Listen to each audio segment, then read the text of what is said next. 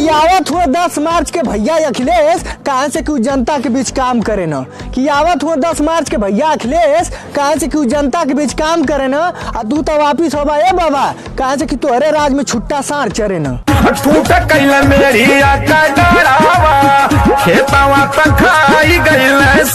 कि अब बनी ना तार सरकार चाहे जितना बंटवाला फ्री वाला राशन, कि अब बनी ना तार सरकार चाहे जितना बंटवाला फ्री वाला राशन, कहा कि उत्तर प्रदेश की जनता खोजता अखिलेश भैया वाला शासन। अब की बार 400 पर सपा के बनी सरकार, अब की बार 400 पर भैया अखिलेश के बनी सरकार। कि जैसा राज चलेला सपा वो परिवेश ना होई, कि अरे जैसा राज चलेला सपा वो परिवेश ना होई, अरे नेता के केतना बनी मगर अखिलेश ना होई। किल्लत लगल बा सपा के तो नशा भी सरेआम होई, किल्लत लगल बा सपा के तो नशा भी सरेआम होई।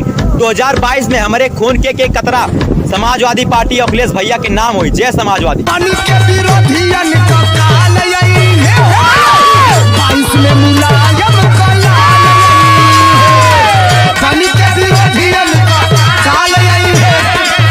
हेलो गाइस, वीडियो पसंद आया तो लाइक कमेंट शेयर एंड सब्सक्राइब जरूर कीजिएगा। धन्यवाद, मिलते हैं अगले वीडियो में।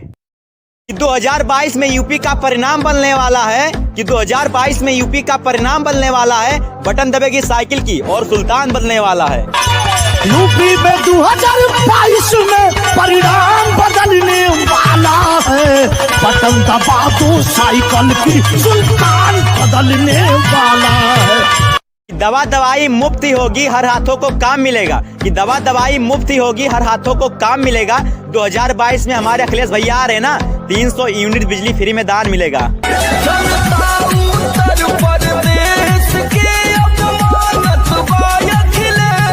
कि बहुत अत्याचार भइल यूपी के किसान पा, कि बहुत अत्याचार भइल यूपी के किसान पा। 200 रुपया लीटर तेलवा बिकान साहू जी के दुकान पा। अरे भाई महंगाई अब ना सहाई, काहे की वटवा मारल जाई जाके साइकिल के निशान पा।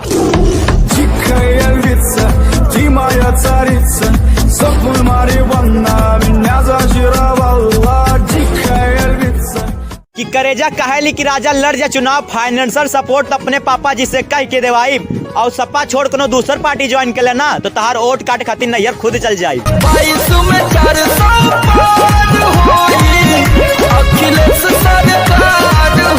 हेलो गाइस, वीडियो का कौन सा पार्ट आपको अच्छा लगा कमेंट में जरूर लिखें और चैनल को सब्सक्राइब जरूर कर लें। धन्यवाद, मिलते हैं अगले वीडियो में।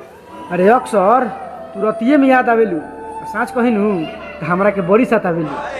अरे अक्सर तू रतिये में याद आवतारू, साँच कहिनू तो हमरा के बड़ी साथ आवतारू।